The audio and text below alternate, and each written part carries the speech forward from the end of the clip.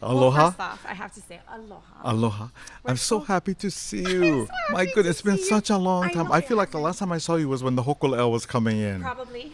There might have been a moment or two in There might between. have been. Yes. There might have been. But Yes. yeah, it's so Life nice has to see you. lifed hard in between, hasn't it? It has. I mean, it has been hard, Yeah. but good hard. But beautiful too. Yeah, yeah. Beautiful. So right? lucky. And to be In able the to come through it. resistance comes the Exactly. diamond. Exactly. Yeah. Yeah. We turn into diamonds eventually, don't oh we? gosh, I hope so. Yeah. That's what I'm holding out hope for. We had the opportunity, my ohana and I, to sit in last night in your exceptional concert at I Kahila Theater. loved last night. It I was loved so it. much fun. It really was, and you know, and like I said, I didn't necessarily plan it to be a love letter to Waimea, but oh my God, it was just like a bit of an overload. I tell you, it was so wonderful. Tell me about this love affair with Waimea, because being born and raised there, it's deep in my na'au. So when I see others reflect back that admiration and appreciation, I feel so recognized and seen. And I think so many people from Waimea in the audience felt the same way last night. You know, the thing about Waimea is that I'd never really even heard of Waimea until I had gone there the very first time, which was, as I mentioned last night, in the spring of 1960. I think it was 65, to tell you the truth. But I think it's a combination of knowing that there was family there, even though I wasn't familiar with the whole family at that time and being from Kohala. But you know, I remember sitting on those stairs at Bric-a-Brac store waiting for my cousin to arrive. And, you know, I just love saying stuff like that because people who are kama'aina of Waimea are like, you know, you just have to maupopo this because if you don't, then, you know, because we are, and that's just the way we connect and stuff like that. The But I mean, collective recognition from the audience last night when you even mentioned Bric For Brac real. was so perfect. For Yes, real. I- And then, you know, to be sitting in the rain and to have sung and spoken about these kinds of elements and how important they are to who we are and why we are. And then to sit there and then have some relative out of the clear blue sky come and pick you up who you don't even know that well, and then to experience meeting friends and family in a way that superseded, and you know, I'm so glad my mother and father aren't here because they would be really angry if they heard this, but in more of an ohana, a family type way than being in the house. You know, it's different when you're the child and you have parents, but when you're all kind of like cousins and everybody's just sitting down together and talking story, and you fall in love with the situations, you fall in love with where you're at, and then you want to definitely assimilate and be some kind of a part of it.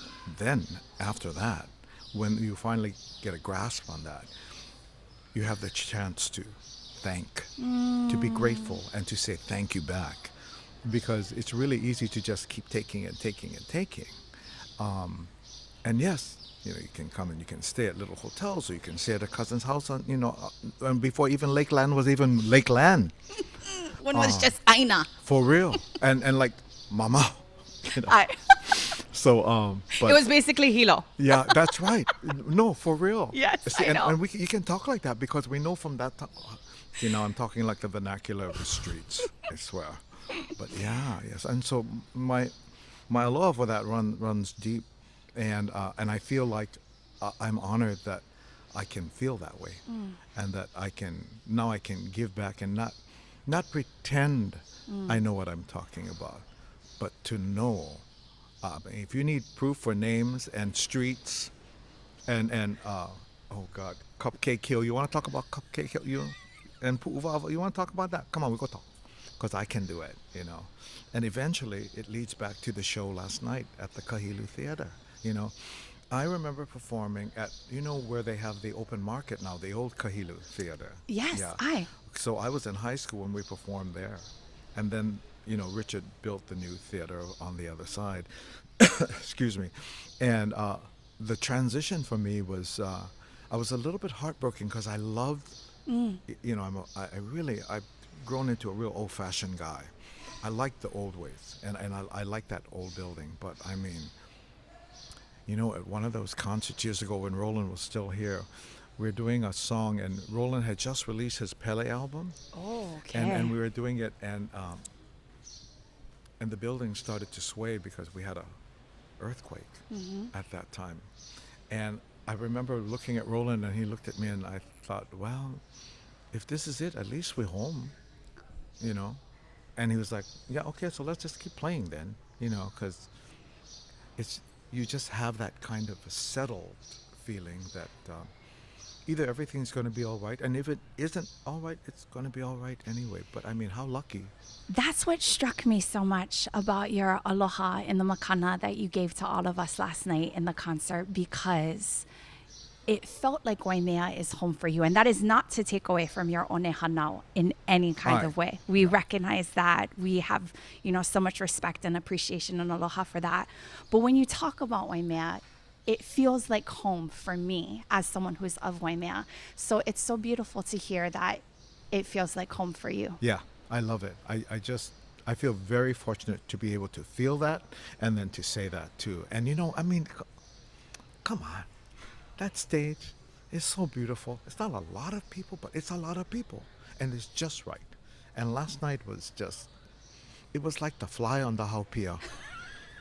It was so ono. You know, I was like... You show them and you grind it anyway. For real, no. And I was so happy for the guys and the ladies in my show, you know, to have a little bit of waimea with us on the stage. What a beautiful honor. For us, you know, and when I talk with my friends and my students and stuff like that, and they have that opportunity, it's to make sure that they feel what I'm talking about. Because, you know, I love saying this. It kind of reminds me of like Vicky Holt Takamine and even Israel and my kumu and talking with your sister, for example. But I mean, you know, it's one thing to, anybody can talk the talk, and we both know this. Anybody can talk the talk, but you have to be steady and ready and brave enough to walk it, you know. And so that's what the theater has offered me, is the opportunity to not just talk, but to definitely walk. You know, last night, sold out show. Yeah. There's no question that the audience is filled with people who are so familiar with your mele, with your musicianship, with this incredible performance. They come, they know the words to the song, they're mouthing along the words in the audience, sitting from their chairs. Some people are even brave enough to sing a little bit out loud while others kind of give them looks, because we came to hear Kumu Cazimero. That said, I think there are a lot of people who are surprised by the moments in between the mele, when we get to experience your joy, your playfulness through your storytelling. Where do you think that muscle came from? What inspires you to have that moment with the audience where you just get to share? That's such a good question. I think that, okay, I just had to think about that a little bit. You know, sometimes when you're in the public eye, and we both know about this, and well, everyone knows, because in their own way, we're all in the public eye. But people who think they know you or want to know you make up their own ideas of how they believe you really are, you know. And I found that there's a interesting danger in that, because sometimes having to live up to what other people think of you rather than how you know you are can be difficult. So what I try to do is, what has inspired me to talk story so much is to break down those pedestals, to let people know that, you know, yes, I can sing, yeah, I have a voice, but also I go to the bathroom, I love canned tuna with mayonnaise, and that if you're my student and I have to kill you, then I'm gonna kill you, you know. Same thing if you have kids. I don't have kids, thank God, but what do I have? A halal. You want to go through life? Have a halal for 50 years, I'll tell you. Yeah. So like, you know, I love to talk about like parents in the audience when we're doing towards the ending of a school lifetime for their child, and they have to let go of that child. And I tell them, oh, I know exactly what you're going through. You know, why do you have to go away? Why can't you just stay here and dance hula for the rest of your life? I've done it for all my life, you know. But then you got to let them go. And I think that the more you tell people stories like that, the more they get to know the real you, and then they genuinely feel grateful, because I do, that, you know, I can walk into a restaurant and these people can go, oh, we love your show last night, and the Japanese people over here, and there's local Hale people over here, and then get Hawaiians over there. It doesn't matter. And if I don't mean this to be a commercial, but if you bring it back to the theater itself, that's what the theater offers. And that's what I was saying too, that it, as a theater, you have an opportunity, and really it's a real job to infuse and influence the community to be a part of who you are, and that in that way you become a part of the community. Now that's a story that is just out of this world right there.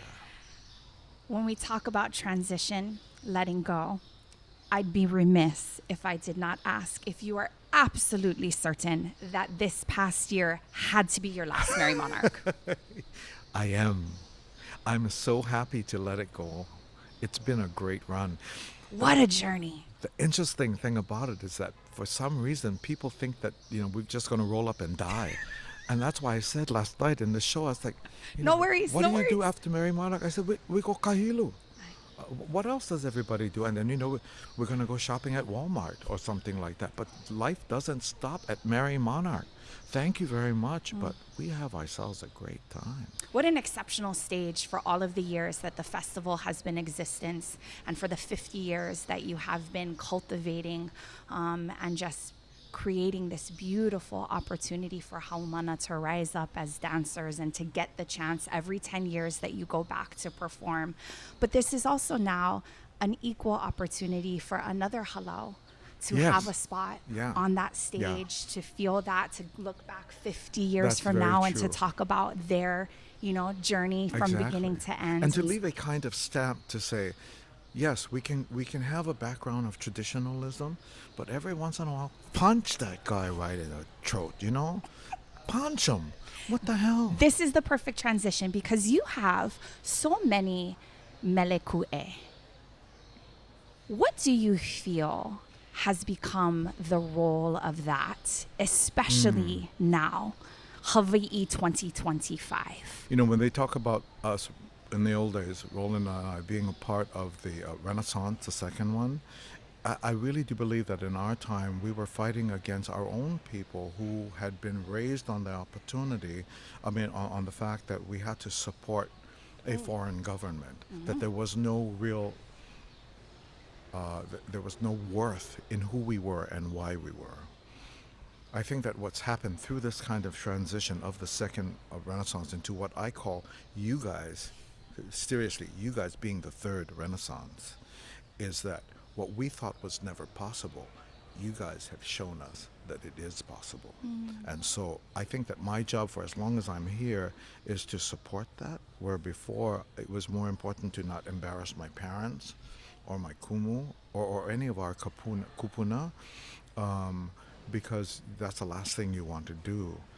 But to have that conviction to say, you know, really, I grew up not being very proud that I was Hawaiian. I tell people all the time, I thought I was Japanese. I wanted to be Japanese. My neighbors was the Yoshimotos. I loved them. Their mother cooked better than my mother. I loved their food. You know, I wanted to be Japanese. But now I can say, yeah, I still want to be Japanese, but I'm happy that I'm Hawaiian and I guess Portuguese, Oh, polole. you know. That brings me to my last question, and this is the perfect segue here. Israel Kamakaviva Ole once said about Hawaiianness in his intro to Kaleo Hano, that Hawaiian to me is the feeling of getting somewhere without stepping on anybody's toes, without causing friction with anybody. What would your definition of Hawaiian be these days? I think when you said that about Israel, I thought about my kumu, Mikey Ayu Lake, who said to me when we graduated, she said to the whole class, and I don't know why it stuck with me so much, but she said, and coming from that generation to our generation, to be able to say to us without knowing, or maybe knowing things that we had no concept of what was going to happen. But she said, now, not all of you are going to be teachers. She said, each of you are going to choose the path that will take you to where you want to go, whether it's language, whether it's preparation of food, whether it's medicine. She says, because as Hawaiians, we can do that. We have that. So take what I've given you, and this is the most important. Take what I've given you and make it better. And so that would be my short little answer there. And that's what I've tried to do, especially for her, because, she took a lot of junk because of what I was doing. And the other thing she told me was, if you know you're going to do something and it's wrong, but you're not hurting anybody, then do it. And I was like, how do you thank somebody like that to give you that kind of freedom to be who you are, to do what you want to do, to have moments like this with you, Miss Mileka Lincoln? The path forward to Ea. Yeah, Just keep paying it and pushing it as far forward as we possibly can while we're here. Ai. Holomua no, mahalo nui. Mahalo nui loa kumu, aloha nui. O wau ke kahi.